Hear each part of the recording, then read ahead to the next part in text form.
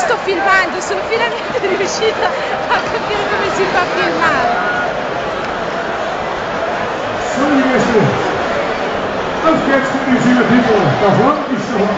Bene, l'ideale sarebbe prendiamo un boccale se non ci vuole tanto tempo e ci filmiamo con un boccale di birra.